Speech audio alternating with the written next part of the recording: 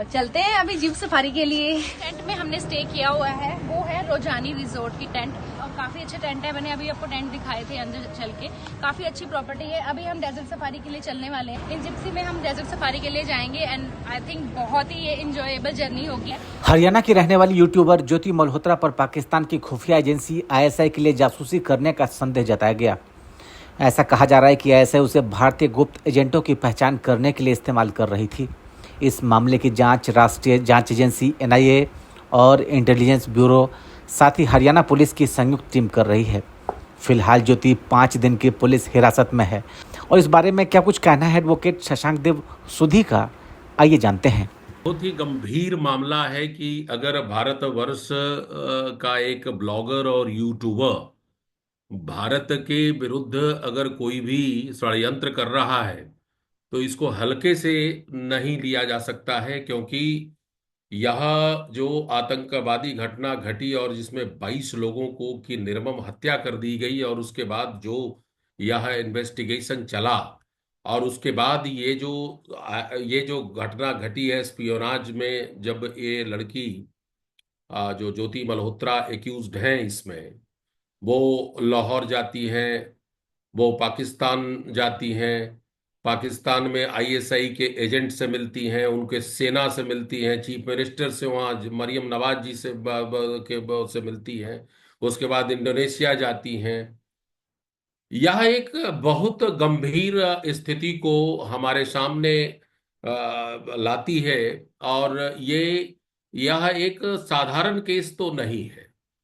मुझे जैसा लगता है कि पिछले कई दिनों से इस यूट्यूबर के कारनामों को, जब से इनको अरेस्ट किया गया है और जब से इनको इनके जो कारनामे एक के बाद एक जो है वो परत दर परत जो है वो खुल करके आ रही है, तो निश्चित रूप से यह बहुत बड़ी घटना है। और मेरा ये मानना है कि अगर इन्वेस्टिगेशन बढ़ेगा तो निश्चित रूप से कई ऐसे और भी जो है षड्यंत्र हमारे पास और हम लोगों के देखने को मिलेगा, जिसमें इन्होंने एक बहुत बड़ी भूमिका अदा की होगी। क्योंकि ISI के एजेंट से मिलने का एक पत्रकार का कोई मतलब नहीं बनता है, खास करके भारत और पाकिस्तान के संबंधों को अगर देखें कि पाकिस्तान अपने नॉन स्टेट एक्टर और प्रॉक्सीज के द्वारा भारतवर्ष के निर्दोष लोगों को मार रहा है, और कोई भारत का जो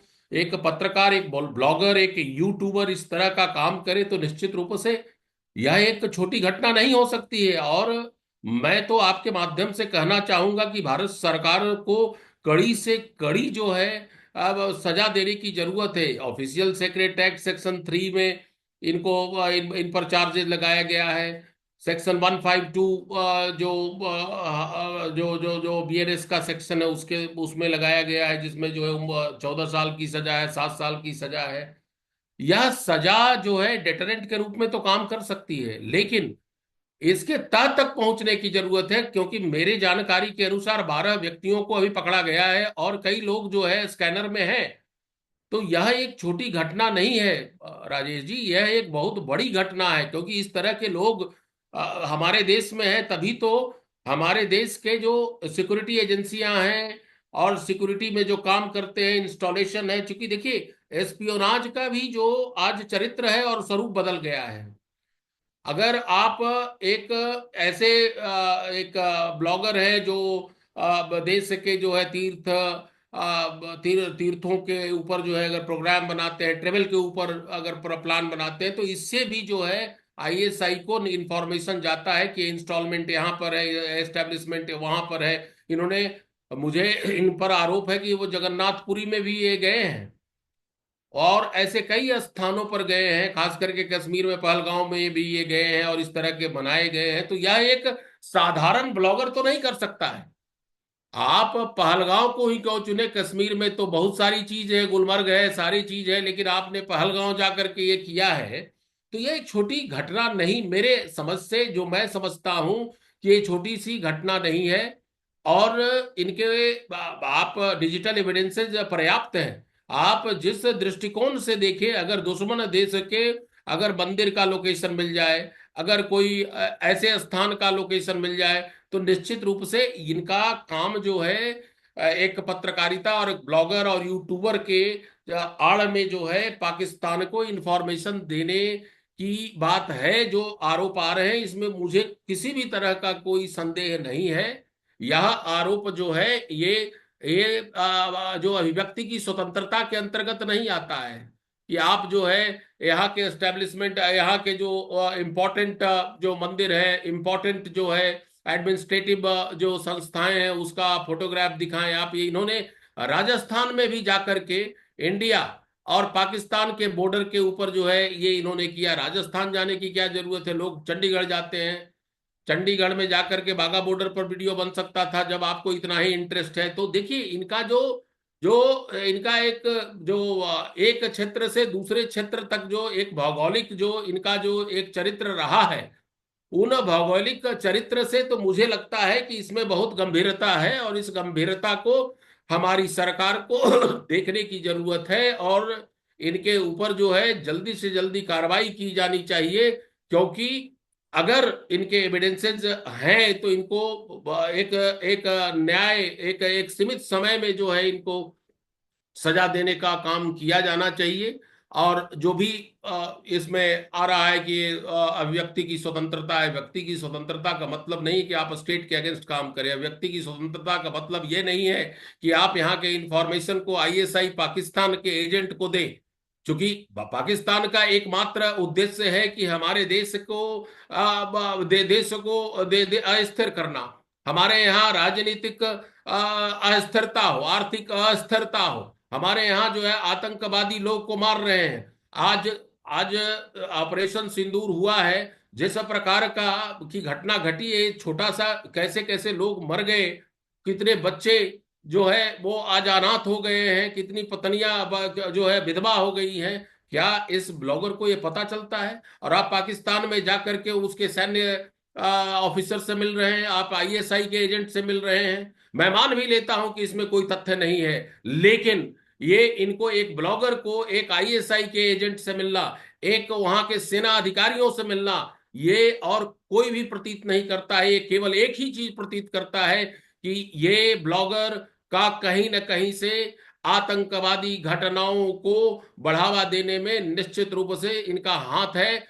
जो अगर जो भी आरोप यहाँ पर हमारे जो जो न्यूज़पेपर के माध्यम से और टेलीविजन के माध्यम से आया है, निश्चित रूप से ये बहुत गंभीर बात है और इसको गंभीरता से लेने की जरूरत है। और जितने भी इस तरह के लोग हैं उनके ऊपर कड़ी से कड़ी कार्रवाई की जानी चाहिए। इनके ऊपर तो माने इनको तो जेल से निकलने नहीं देना चाहिए। जो भारत के लिए जो है विरुद्ध काम करता है, भारत के विरुद्ध षड्यंत्र को रचता है, और वो भी जो है एक ब्लॉगर यूट्यूबर के रूप में। क्योंकि आज आज सोशल मीडिया का नियंत्रण नहीं है, सोशल मीडिया के लिए कोई कानून नहीं है।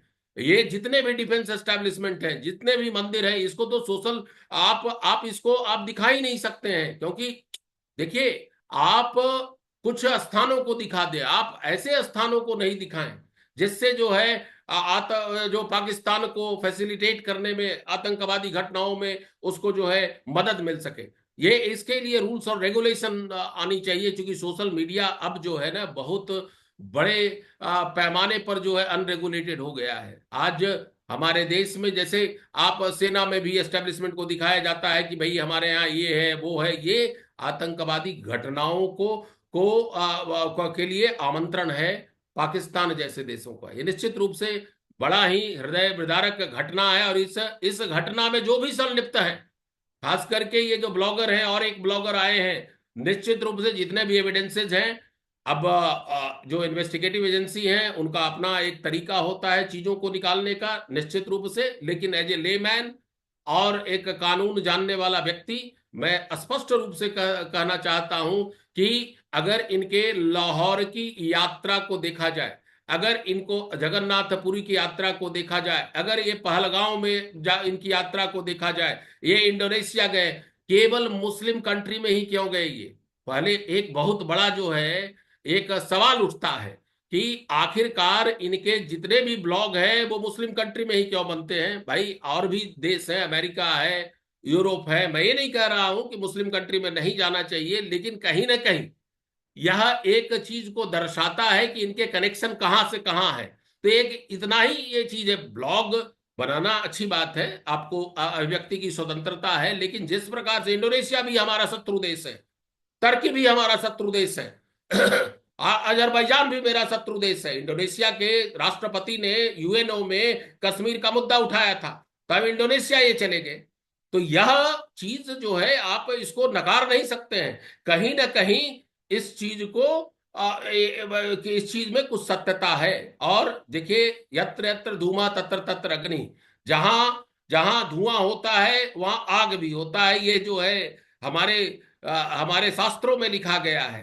तो अगर इस चीज को विश्वास करें तो यह एक बहुत बड़ी जो है एक षड्यंत्र है, बहुत बड़ा षड्यंत्र है। इस षड्यंत्र के परतों को आप अगर निकालेंगे तो निश्चित रूप से जितने एविडेंसेज अभी मिले हैं, अगर 4-5 ब्लॉक को ही देखा जाए, जो भी इनका मकसद रहा हो, लेकिन मकसद जरूर गलत है, नो डाउट अबाउट इट। आप इनके इनके स्टेटमेंट को देखें, आप इनके सारे चीजों को देखें। मैं एक लेमैन की तरह आपको इन बिटवीन द लाइन पढ़ने की जरूरत है कि क्या इस तरीके का चीज से क्या हानि हो सकती है। सजा तो देखिए, पहले आपके 2 क्वेश्चन है, उसको मैं बताता हूं कि भाई एक ब्लॉगर क्या इंफॉर्मेशन दे सकता है। आपको मैं बताता हूं कि समय के साथ षड्यंत्र का स्वरूप और आकार दोनों बदल गया है। पहले यूट्यूब नहीं होता था, पहले सोशल मीडिया नहीं होता था। अगर आप भारत के पार्लियामेंट को अगर आप दिखाएं और हर चौहद्दी को दिखाएं तो क्या ये आतंकवादियों को निमंत्रण नहीं है? क्योंकि उनको जो है जितने फुटेज मिलते हैं सैटेलाइट से, उनको चाइना देता है, चाहे जो भी देता है, तो वो सैटेलाइट उतना स्पष्ट नहीं होता है। अगर कोई व्यक्ति जो भारत के इंटरेस्ट के विरुद्ध काम करता है, पार्लियामेंट में जाकर के उसके सारे गेट और सारे चीजों को अगर उसको बता रहा है, उसी प्रकार से जो है अगर आप पाकिस्तान के बॉर्डर पर दिखा रहे हैं कि ये यहाँ है वो यहाँ है, तो क्या ये इंफॉर्मेशन आतंकवादी घटना के लिए नहीं यूज किया जा सकता है? किया जा सकता है।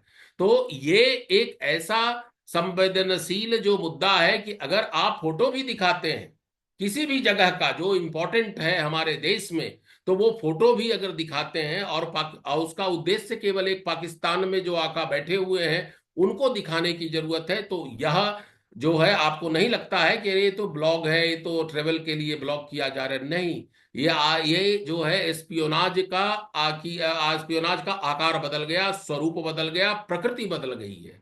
ये समझने की जरूरत है। आप जो है you have to read in the lines, you have not to read in the lines but you have to read in between the lines.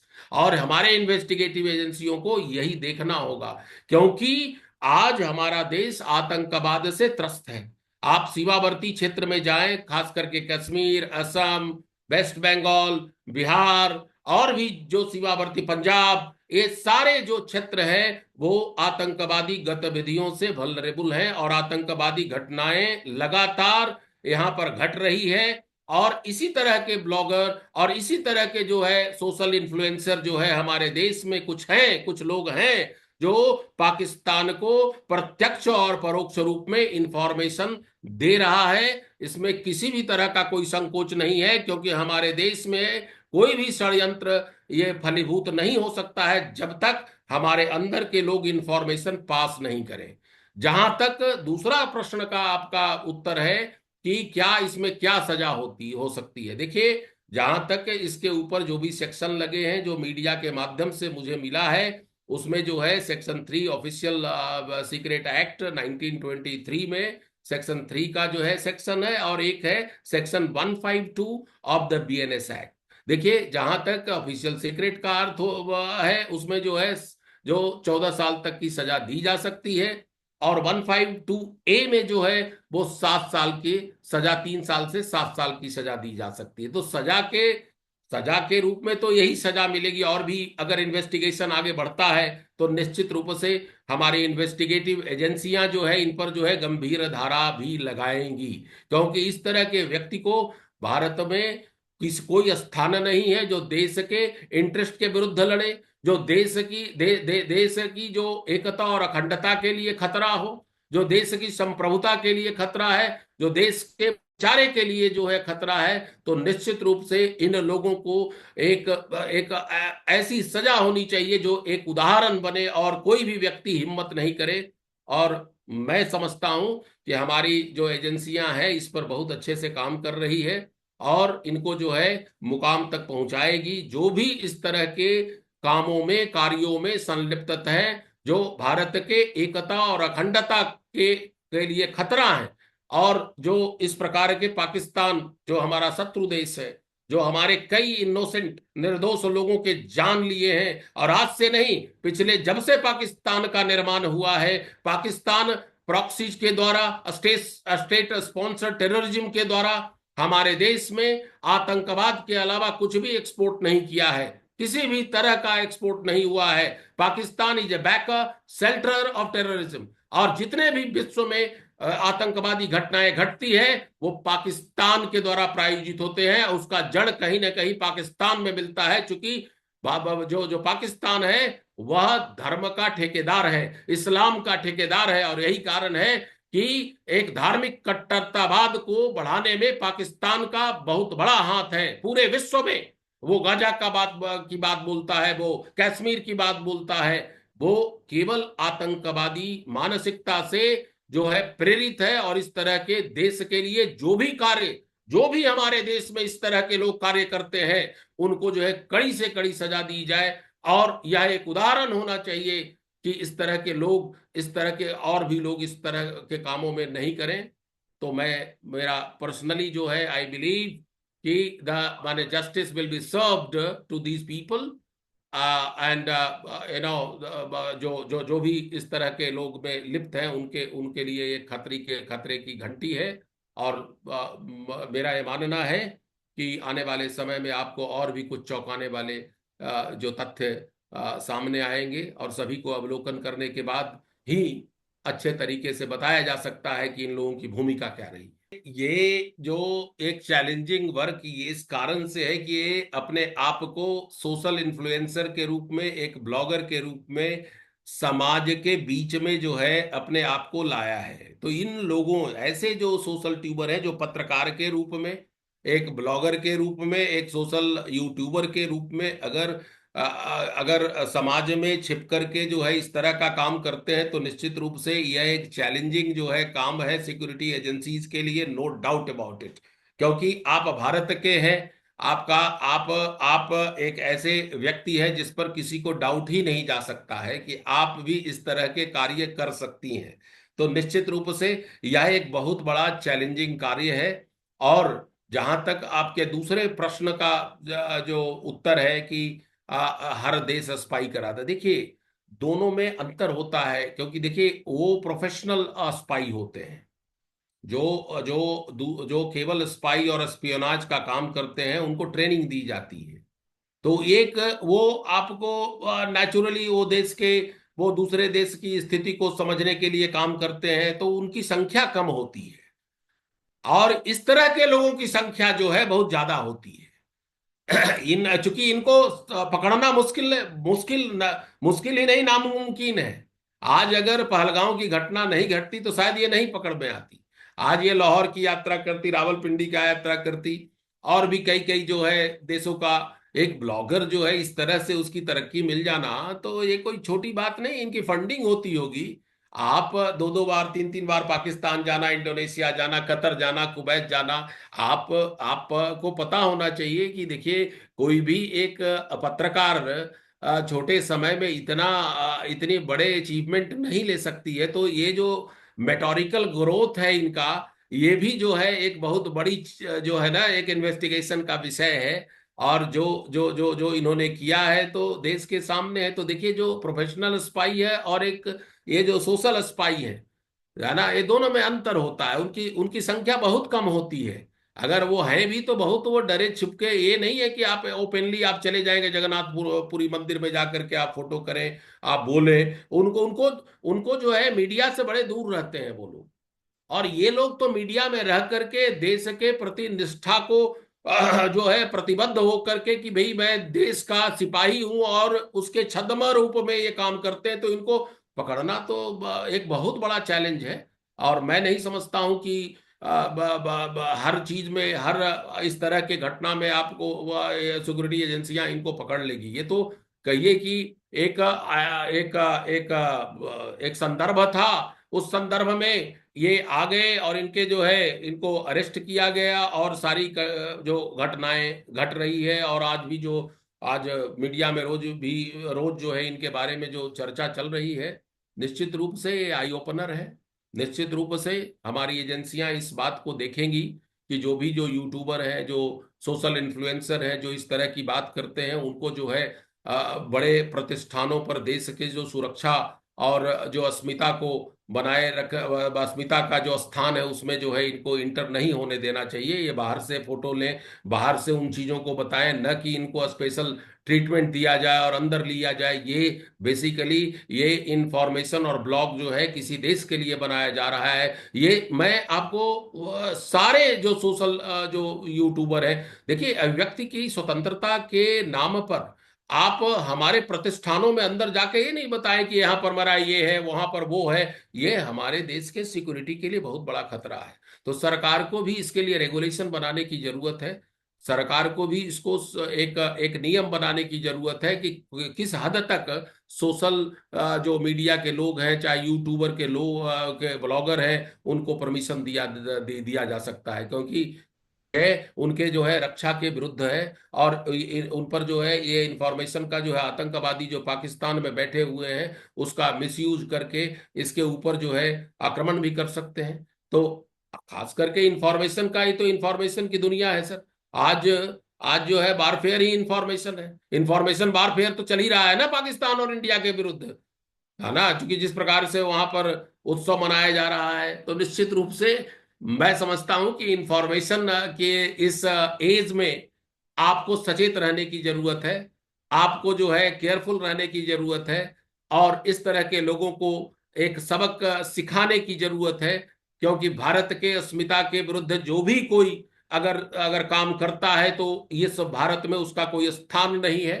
और इस तरह के लोगों को कड़ी से कड़ी सजा दी जानी चाहिए कि कोई भी इस तरह के अगर माने सोचे भी तो उसको 100 बार सोचना पड़े। यह एक बहुत ही दुखद घटना है, और मैं समझता हूं कि हमारे एजेंसियां इनको जो है सजा दिलाएगी। और मेरे समझ से तो ये पर्याप्त जो है इनके पास, हमारे पास जो है इंफॉर्मेशन इनके सजा के लिए। क्योंकि देखने का नजरिया अलग अलग हो सकता है, लेकिन मेरा नजरिया तो जो, क्योंकि अगर आप पाकिस्तान में सैन्य आईएसआई के लोगों से अगर बात कर रहे हैं तो और क्या बात हो सकती है, आईएसआई से क्या बात हो सकती है। वो तो भारत को इनस्टेबल करने के लिए, डीस्टेबलाइज करने के लिए काम करता है। जो आतंकवादी से मिलता है तो आतंकवादी ही हो सकता है, अच्छा आदमी तो मिल नहीं सकता है। तो इसमें किसी भी शक और कोई जो है शंका का कोई गुंजाइश नहीं है। मेरे समझ से सरकार को कड़ी से कड़ी कार्रवाई करने की जरूरत है, और मैं समझता हूं कि आने वाले समय में आपको पता चलेगा, मुझे कोई संदेह नहीं। जी, तो जाहिर तौर पर आपने बड़ी बात कही है कि अगर पहलगाम की घटना नहीं होती तो जो जासूस ज्योति मल्होत्रा वो पकड़ में नहीं आती है। और ये भी कि आगे और भी कई सारे खुलासे इस मामले में हो सकते हैं। खुलासे होंगे, जी। आपको खुलासे होंगे। और मैं समझता हूं कि मैंने बताया कि देखिए ये एस्पियोनाज और स्पाइंग जो एक्टिविटीज होता है नजरिया का होता है। आप उसको रेड देख सकते हैं, वाइट देख सकते हैं, लेकिन जो देखना है वो आप आसानी से देख सकते हैं कि इसका मकसद क्या था। ये ट्रेवल ब्लॉग नहीं था, यह पाकिस्तान को दिखाना था कि यहां पर ये है, ये है, आप इसके ऊपर जो है कुछ कर सकते हैं।